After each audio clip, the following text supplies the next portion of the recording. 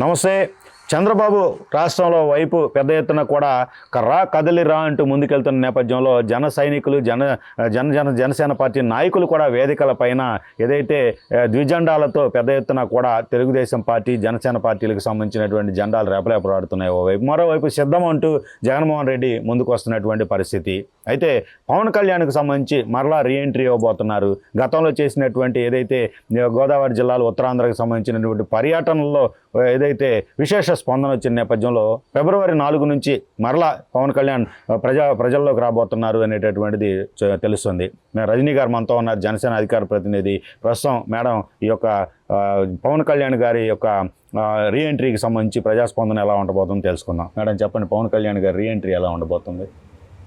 Sir, Pawan Kalyan గారి reentry ఎలా ఉంటుందంటే, బాస్ ఈజ్ బ్యాక్ అద్దరిపోయే కొటేషన్తో బలాన్ని ఇంకా 10 రెట్లు పుంజుకొని అధిక బలంతో ఏదైతే బలమైన వైసీపీ నుంచి వచ్చే బలమైన అభ్యర్థులతో ఈరోజు అన్న కథన రంగంలో దూకబోతున్నాడు.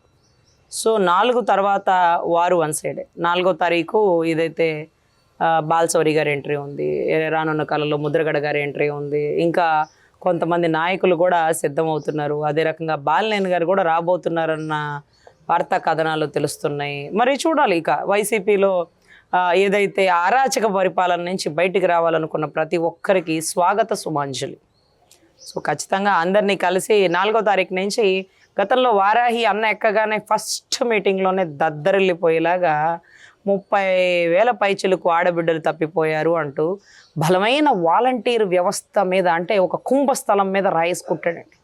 కదిలిపోయింది. రంగవల్లి గారిని తీసుకొచ్చి విజయవాడ కోర్టులో కేసులు వేశారు. ఎవరితోనో పాపం కృష్ణలంకలో కంప్లైంట్ ఇప్పించారు. బహుశా అరెస్ట్ చేసే పర్వం ఏదో ఉంది, చెయ్యాలి అన్న తపన పడ్డారు, కానీ రిస్క్ చేయలేకపోయారండి. ఎందుకంటే అన్నయ్య వెనకాల మోడీ ఉన్నాడేమో అనుకున్నామట. కాదట, మోడీ గారి వెనకాల అన్నయ్య ఉన్నారట. మరి సో ఆ భయంతో కొంచెం కట్టుదిట్టంలో క్రమశిక్షణలో ఉన్నాడేమో నాకు తెలిసి. సో అదే రకంగా మళ్ళీ వస్తున్నాడు రా బాబోయ్, లాస్ట్ పంచి తగిలితే కిక్కే వేరప్ప అని అద్దరిపోయి పంచిస్తాడండి. ఇంకా పంచలు మడత పెట్టడమే ఒక్కొక్కడికి. మొన్న వారాయి ఎక్కాడు, ఇప్పుడు మీ నెత్తిన ఎక్కుతాడు. మీరు సిద్ధం అని పోస్టర్ పెట్టారు, మీరు దేనికి సిద్ధమో చెప్పలేకపోయారు. ఒక క్లారిటీ లేదు. ఎన్నికలు కానీ పైన రాస్తారా, సర్దుకొని వెళ్ళిపోవడానికని సిద్ధం అంటారా? అందుకని మా వాళ్ళు కూడా మీరేమంటే ప్రతి కట్టే ఫ్లెక్సీకి మా డబ్బులు మా సొమ్మే కదా ఖర్చు పెట్టేది. ప్రతి మీటింగులకి దారిని పోయి ఎన్నిసార్లయ్యా స్వామి నువ్వు సిద్ధం అంటావు. సిద్ధమయ్యేవాడు ఎవడు 10 సార్లు చెప్పుకోడు. కానీ పాపం మీరు సిద్ధం అన్నారు కాబట్టి మేము కూడా సిద్ధమే అని మా వాళ్ళు. ఇక చూసుకోండి నా సామిరంగా. ఎలక్షన్ టైంలో బీజేపీ మీ పక్షానే ఉంటే ఏమన్నా ఆట ఆడిద్దాం అనుకున్నారు. పాపం ఇదే ఢిల్లీలో వెళ్ళి కలవాలనుకున్నారు, అది కూడా ఖర్చు వేశారట కూడా. పాపం గేట్లు తెరవలేదు కాబట్టి. సో అక్కడ కూడా డోర్స్ క్లోజ్.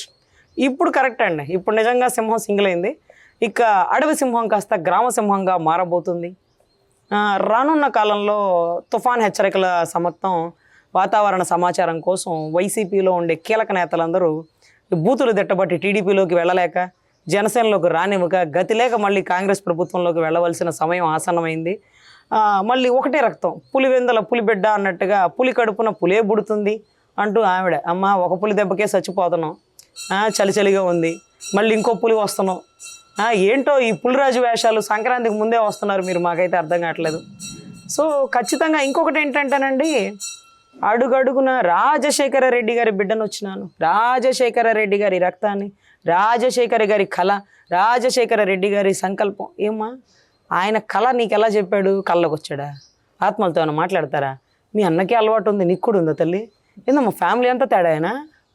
ఓ అమ్మ, ఆయన కళ అంట ఏమని, రాహుల్ గాంధీ గారిని పైకి ఎక్కించాలని రాజశేఖర రెడ్డి గారి కళ. ఏంటి రా రా రా రా అని రంకెలేస్తున్నారో మాకు అర్థం కావట్లా. ఎవరి రాజశేఖర రెడ్డి? యాడ్ నుంచి వచ్చాడు?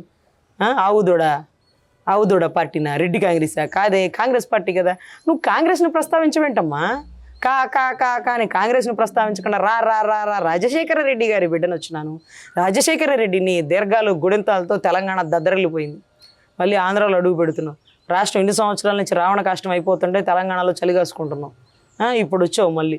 నిన్ను నమ్మి జనాలు ఓట్లు వేయాలి. సరేలే వేస్తారులే, ఎందుకంటే మన క్రిస్టియాలిటీ ఓట్లు ఉంది. అనిల్ గారు మళ్ళీ ప్రార్థనలు ఉన్నాయి. ఏదో కొద్ది గొప్ప జగన్ అన్నకంటే నువ్వు బెటరే తల్లి అంటే పోల్చుకోవడంలో జగన్ అన్నకంటే నువ్వు 100 రెట్లు బెటరే. సో అనర్గళమైన గొంతుంది.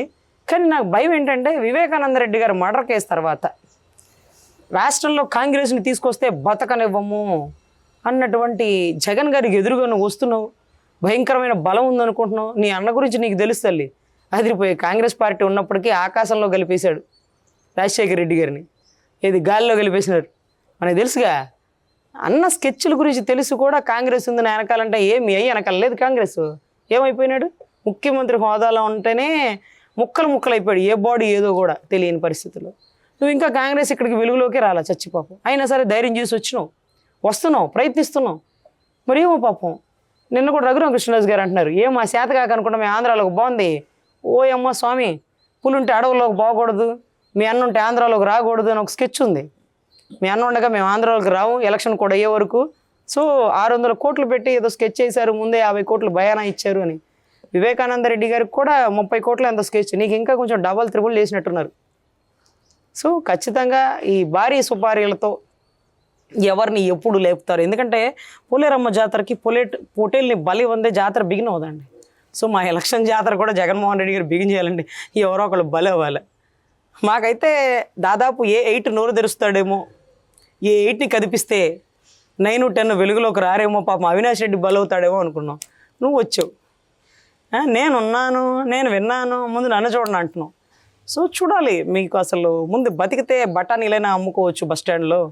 ఆంధ్రాలో అడుగు పెడితే మాత్రం ఆల్చెప్పల లెక్కల గండ్రగొడ్డలు ఇంకా దొరకనే లేదు తల్లి, జాగ్రత్త. ఎనీవే అన్నయ్య కంటే బెటరు. కాంగ్రెస్ ప్రావీణ్యత కొద్ది గొప్ప రాష్ట్రంలో అడుగు పెడుతుంది. వైసీపీ పూర్తిగా ఖాళీ అవ్వబోతుంది, కాంగ్రెస్ చిగురించబోతుంది. ఒక ఆడబిడ్డ ఆంధ్రాలో చేసినటువంటి పాదయాత్ర, తెలంగాణలో చేసిన పాదయాత్ర ఎట్టకేలకి రాజశేఖర రెడ్డి గారి రక్తమే కాబట్టి కొద్ది గొప్ప గౌరవిస్తాం తల్లి. వెల్కమ్. Thank you madam. ఇదే పరిస్థితి ఏదైతే రాష్ట్రంలో పవన్ కళ్యాణ్ చేపట్టబోయేటటువంటి వారాహి యాత్ర గతంలో ఏ విధంగా ఉందో అంతకు రెట్టింపు ఉత్సాహంతో కూడా కొనసాగబోతుంది అనేటటువంటి పరిస్థితి. మరోవైపు జగన్మోహన్ రెడ్డి సిద్ధం యాత్రకు చెక్ పెట్టేందుకు సొంత చెల్లి ఏదైతే కాంగ్రెస్ బ్యానర్తో ముందుకు వస్తున్నటువంటి పరిస్థితుల్లో రాబోయే రోజుల్లో కాంగ్రెస్ రీప్లేస్ చేయబోతుంది, వైసీపీ ఖాళీ అవ్వబోతుంది అనేటటువంటి వ్యాఖ్యలు కూడా చేస్తున్నటువంటి పరిస్థితి అయితే ఉంది రజనీ గారు. మరి ఏం జరగబోతుంది ఎన్నికల సమయానికి? అన్ని పార్టీల అధినేతలు కూడా, అధ్యక్షులు కూడా ఏదైతే ప్రజల్లోకి వస్తున్నటువంటి పరిస్థితుల్లో ప్రజాస్పందన ఎలా ఉండబోతుంది అనేటటువంటిది కూడా చూడాల్సిన పరిస్థితి. ఇది ఈరోజు టాపిక్. మరో టాపిక్తో మళ్ళీ కలుద్దాం. నమస్తే.